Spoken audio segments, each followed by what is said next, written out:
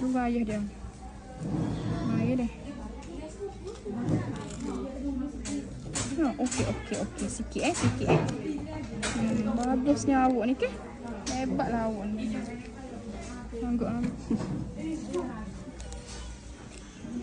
Budak bijak ni ke? Okey. Betul. Mesti tahu awak hebat ke?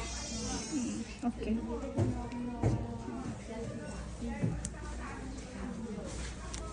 Oh, hebatnya. Ye, pandai.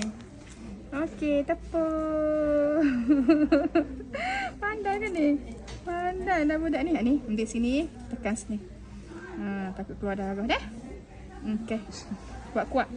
Kuat-kuat lagi. Boleh? Okey, dah siap.